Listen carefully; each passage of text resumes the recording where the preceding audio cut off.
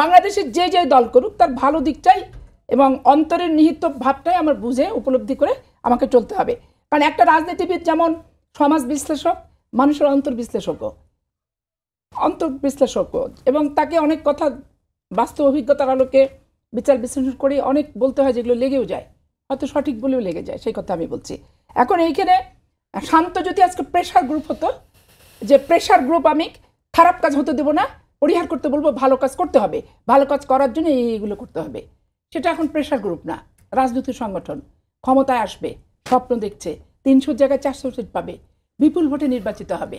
আপনি যখন এই জায়গায় চলে আসবেন তখন বিএনপির কোনো আচরণ প্রতিপক্ষের কারুর ভাল লাগবে না। আর প্রতিপক্ষের কথাবার্তাগুলো কতটা বাস্তবসম্মত, সামঞ্জস্যপূর্ণ এবং দীর্ঘমেয়াদী, তো আমি এইভাবে একটা অন্তর্বর্তীকালীন সরকার দীর্ঘমেয়াদী থাকতেও পারে না। এবং আপনি দেখেন এদের সংস্কারে বিএনপি চাওয়ানাচর কি আছে? বিএনপি চায় নাই এমন কোনো কথা আছে নাকি? আর সংস্কারের ব্যাপারে কোনো উৎসাহ উদ্দীপনা এদের নাই। তারেক রহমান সাহেবের সাথে লন্ডনে কেন দেখা করেছে সেটা ডক্টর ইউনূসকে ভালো করে বলতে পারবেন। তারেক রহমান সাহেবের সাথে দেখা করে আসতে জন্য মহাপাপ করে ফেলেছে তাও কিন্তু না, কিন্তু তারেক রহমান সাহেবের সাথে তাদের কি কথাবার্তা হয়েছে এখন পর্যন্ত যে একবারে খুব প্রকাশিতভাবে বাংলাদেশে জেনুইন তথ্যটা প্রকাশ হয়েছে তা কিন্তু না। এখন নির্বাচন ফেব্রুয়ারিতে দেওয়ার পর বললো তারেক রহমান সাহেবের সাথে লন্ডনে কথা বলে ওনাকে বলে আসছে, ওনাকে খুশি করার জন্য ফেব্রুয়ারি মাসে নির্বাচনের কথা ডক্টর ইউনূস সাহেব বললেন। এটা কিন্তু তারা বলল, মানে বিভিন্ন রাজনৈতিক সংগঠন যারা আছে, এনসিপি, জামাত, তারা বলল নির্বাচন হতে দিব না, সংস্কার ছাড়া হতে দিব না। আরে ভাই, নির্বাচনের সাথে সংস্কার হতে দিবা না কেন বলছো? সরকারকে সবাই মিলে চাপ দিই যে আবার পুলিশ কমিশন তৈরি করতে হবে। আমার গণপ্রজাতন্ত্রী বাংলাদেশ সরকারের সচিবালয়ের কেউ কোনো রাজনীতি করতে পারবে না। আমি রাজনীতি করব, আমি জেল খাবো, আমার বিরুদ্ধে দুদকের মামলা হবে, আমি দুর্নীতিবাজ খেতাবে ভূষিত হব।